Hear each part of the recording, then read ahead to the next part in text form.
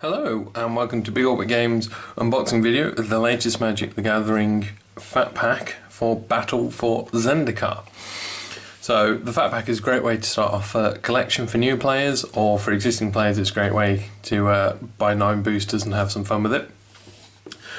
So I'm going to open this up and just explain what's inside and show you what's inside. Now, to warn you, as of this video there's currently a shortage of these, so unfortunately a lot of people aren't getting as many as they'd hoped, which is a shame because of the land packs inside, which is probably one of the most exciting parts. Hopefully the Wizards will resolve this, but remains to be seen. So, but that aside, let's show you what you get. So this opens up into a nice cool piece of artwork which you can display on your wall. I know there's some people out there who collect these and use them for display, so you get in there the player's guide. So this is a booklet that explains the story and some of the aspects of the set. So it also explains the Eldrazi and Zendikar and what's happened before and what's going on now. You have sections on the planeswalkers from the set, so of Nixilis, Kiora and Gideon. Of Nixilis being particularly interesting. The Eldrazi Titans, what's going on with Kozilek and Emrakul, because Ulamog's in the set. Then it starts explaining some of the cards in there, sort of the new mechanics that are involved in them, what Wizards consider the 10 coolest new cards as well. And then we are on to the rest of the player's guide, which is just a picture gallery of all the cards in card number order. So just shows you them all there, including all the lands. So useful if you are a collector and you want to sort of tick them down. But otherwise just a nice and pretty book to look through, especially if you are new to the game. So opening the box up in these 2 cardboard stands, keeping the box all looking pretty on the shelf. And then we're into the meat of it. So you get 2 cardboard boxes in here, which can be used as deck boxes, one with Gideon and one with Ulamog on them. So if you haven't got yourself a nice plastic one yet, useful. Then we have the boosters, the lands, and you get a spin down counter. So a spin down life counter, useful for keeping track of your life in games, 20 all the way down. This is a red one, so they have the set symbol on them in place of the number 20. So always useful to have those. And then we're into the rest of the pack, which is the lands and the boosters. So I'm just going to show you the land pack first, and then I'll also open the boosters. So in here you get massive wad of land. So we double check on the back, because I think this has changed. It is an 80 card basic land pack. So you're getting more than you normally would. You're getting multiple copies of each basic land, and they are the full art lands as well, which are always pretty and everyone wants. So if you do manage to get hold of a Fat Pack, I'd imagine one of the major reasons you did it was to get hold of this land pack, and they are fantastic. I love the artwork, I love the full art of them. So it's always nice to have lots of pretty basics. And then you also get 9 boosters. So I'm going to open each one of these, just have a quick look at the contents. I won't dwell on them for too long. So Oracle of Dust, so for those of you who are new to the game, there's new mechanics in each set. One of them for this set is Devoid, so this card has no colour, so even though it has a coloured mana cost, which would normally make the spell blue, as you can tell from the border and from the keyword Devoid, this card actually counts as being colourless. And also the Eldrazi, this is an Eldrazi processor, have an ability where they interact with the exile zone. So in this instance you can pay 2 to put a card an opponent owns from exile into their graveyard to draw a card and discard a card, which is referred to as looting, where you draw and discard.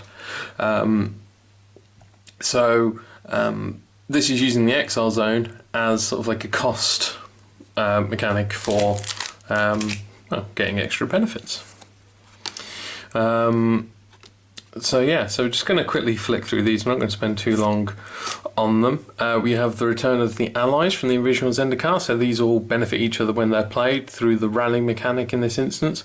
So when himself or another ally enters play, enters the battlefield under your control, creatures you control gain vigilance until end of turn, which is one example of how the allies all benefit each other. Nice vanilla Brute Underworm. Another Spell Shrivel with a Devoid. Even though it is blue, it still counts as being colourless, and this one counters target spell unless your opponent pays 4, and it does exile it. So again, this helps pay towards the other Eldrazi's ability to use the exile zone. Same with Complete Disregard. Then we're on to the Converge mechanic. So this one is to put a 1/1 white core ally token into the battlefield for each colour of mana spent to cast it. So it's already going to have 1 because it's white, and then because it's 3 colourless, you could spend 3 other colours, so a 4-colour deck could put 4 ally tokens into play potentially. Sylvan Scrying, useful for getting a hold of land from your deck. Sylvan Scrying is a reprint, and it's a very good one. And then for our rare in this pack, we've got an Emeria Shepherd. Also in the pack, you'll usually get a token and a basic land full art as well. So adding to your collection from your fat pack already if you've got one. So Emeria Shepherd, 6 mana, 5 and 2 white for a 4/4, which is quite high for a 4/4, but it has flying and landfall. So landfall is a mechanic that whenever you play a land, something happens. And in this instance, when you play a land, you may return target non-land permanent from your graveyard to your hand. But if that land was a plains, you may return that permanent to the battlefield instead. So for commander players out there, by the way, Emeria Shepherd plus Sakura Tribe Alder, which is a green card, can result in playing all the plains from your deck, which is, well, always beneficial. So I'm just going to put these into piles here. So commons and commons rares. Another neat thing to do with the collection is to sort of like semi-organise it so that it's easy to find cards when you need them. So I'm going to sort of skip through a lot of the commons, just show you some of the more interesting cards in here, lest this video take many hours to record. So there's a retreat cycle in the set, by the way. It's retreat, 1 in each colour. Each one's enchantment with a landfall that does one of 2 things. So the green one, whenever you play a land, you can put a 1/1 counter on target creature or gain 2 life. So if you've got ways to play multiple lands, then landfall with those are useful. As we can see there, the other one, Retreat to Valakut. So we had a Swamp and an Octopus token there. And then we have the Veteran War Leader. So this is a rare for the allies. When its power and toughness are equal to the number of creatures you control, which if you're playing allies, you're going to have lots of them. And you can tap another untapped ally you control to give Veteran War Leader your choice of First Strike, Vigilance or Trample till end of turn. So you can help buff up the Veteran War Leader by using some of those allies that you weren't planning to attack or defend with. So again, just going to flick through. Involving Wilds, another common reprint. It's been just about every other set, but it helps you activate landfall by putting it into play and sacking it to go and get another land. We got Barrage Titan here. So this is a red card, however it is devoid. It's a 5/3. Pay 3 mana, 2 and a red, sacrifice another colourless creature, and then Barrage Tyrant deals damage equal to the sacrificed creature's power to target creature or player. So as you can see from what's in the artwork in its hand, basically you throw some of your colourless creatures at your opponent. This is like one of an old card called Siege Gang Commander that used to throw goblins around, however this one throws colourless. So there's a lot of colourless cards in here, lots of varying powers and toughness, especially if you get some of the big guys out that can be 10 plus power. You could be doing a lot of damage with that one there. So yes, so Angel of Renewal, Spawning Bed and Windrider Patrol, and we have a Sire of Stagnation. So this is a mythic rare, see by the red set symbol on there. So 4 blue and black, 6 mana to play. It's 5/7 with devoid, but whenever a land enters the battlefield under an opponent's control, that player exiles the top 2 cards of their library and you draw 2.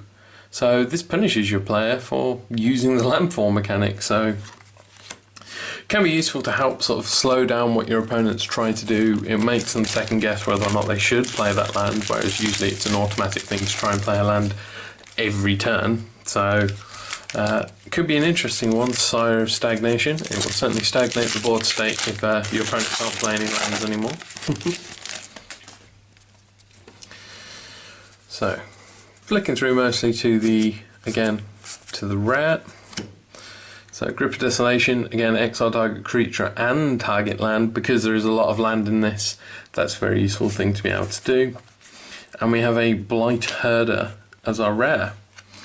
So another colourless creature. When you cast it, you may put 2 cards your opponent owns from exile into their graveyard to put 3 1/1 colourless Eldrazi Scion tokens onto the battlefield, and they have sacrificed this creature to add 1 to your mana pool.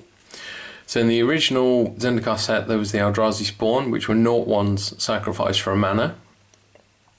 However, they've beefed them up in this one to 1/1, so at least you can do some attacking with them, especially if you can get a horde of them out. So you do need to have exiled some of your opponent's card in order to make the most out of that one. So, moving through this pack. So, interesting one, Gideons Reproach. So this is a common white card. 2 mana instant, deal 4 damage to target attacking or blocking creature. Why I've pointed this one out is it's very unusual for white to actually deal direct damage. Usually they remove creatures from combat or maybe even exile them. But this one deals 4 direct damage to the attacking or blocking creature. So it still fits in white's theme, interacting with attacking or blocking, but the direct damage is not a staple of white's abilities. So we have Sky Rider Alpha. Here's an interesting one because it's a Converge again, but it's X. Now it's a 0/0 flyer, 2 and an X, and when you play it, for each colour of mana used, it gets a 1/1 counter. So if you're playing or have access to all 5 colours, you could play this down as a 5/5 flyer. However, in a pinch, you can also play it down as a 2/2 flyer because you still have to put the green and blue in. So Sky Rider Alpha's an interesting one, I think. We have the Ally Encampment as our rare. So this helps out these ally strategies because allies are in every colour, primarily white, but they are in every colour. So it adds 1 to your mana pool, so all non-basic lands pretty much should do this to add 1 colourless mana. You can also tap to add 1 mana of any colour to your mana pool, but you can only use this to cast ally spells. And also you can pay 1 tap to sacrifice it to return an ally you control to its owner's hand, so bounce 1 back off the field. This could be useful if you want to get, say, an ally trigger going again, because almost all of them trigger when an ally is played, so being able to return 1 to hand should allow you to replay it to get the desired effect. But mainly you want to play this for the adding 1 mana of any colour to play those allies, so it gives you access to just about any ally colour, any ally card you want to play. So again, moving through the commons quickly. Oh, sneaky spoiler there of what's coming up for the rare. We have a Sunken Hollow. So this is one of the new rare land cycles for the set. The way it works is it counts as an island and a swamp, and it can tap for a blue or black. However, when it enters the battlefield, tap, unless you control 2 or more basic lands. So these are being referred to, by the way, as Tango lands, because everything gets a nickname in Magic, and because this one enters play tapped unless you control 2 or more, it takes 2 to tango. Yeah, it's a nickname, it works. So yeah, that's part of the Tango lands. Oh yes, for those who are new to the game, in here you also get a rules reference card. So this is just a simple fold out card that just explains some of the basic concepts of how to play Magic. So if you are playing and you're new to the game, it's useful to have this sort of just down to the side of you, just to remind you how the different parts of the Magic game play. So useful for those who are new to the game. So penultimate pack from this fat pack. So flicking through. So another landfall mechanic, Ruination. We have a Lantern Scout. So this is a rare ally. It's in white, and like I said, allies are primarily in white. It's a 3/2 for 3, and it has the rally. Whenever itself or another ally enters the battlefield, creatures you control gain lifelink until end of turn. And then we're on to the final pack from this fat pack. So, another Resolute Blade Master. So there's been a nice amount of allies in here. We have an Oran Reef Hydra as our last rare. So this is a 4/5/6 mana for a 5/5. It has Trample, but it also has Landfall. Whenever a land enters the battlefield under control, put a 1/1 counter on it, and then if it was a forest, put 2 on it instead. Most Hydras tend to be X and come into play with X amount of counters. However, this one comes in as a default 5/5 and then gets bigger the more land you play, especially if you're playing it with forests or in a mono-coloured deck. Green is the colour with access to the most ramp, so the ability to play extra lands and get more lands into play than other colours. So you could potentially get this into a very big, nasty trampling creature quite early on. And there we go, that is everything opened from A Battle for Zendikar Fat Pack. So if you have managed to get a hold of one, it's fantastic. Just for the land pack alone, this is worth getting a hold of if you can find one. The 9 boosters is really cool to open. If you are new to playing, this gives you a nice core base to expand from. I'd highly recommend getting one of the intro packs if you're very new to the game, or potentially the event deck, which I'll be opening later, so check out that video. And yeah, this allows you to have somewhere to not only store your collection in the very useful cardboard box. I'm sure you'll see a lot of players using these, but it also gives you lots of cards to start building more decks with, or potentially even trading with. So remember, everything that's in here can be bought and sold on our website, bigorbitcards.co.uk. I hope you've enjoyed watching. If you have any questions, feel free to post them below in the comments. Remember to like and subscribe to see more videos, and I'll be doing more unboxings for Battle for Zendikar shortly. I hope you've enjoyed watching, and I'll see you next time. Bye.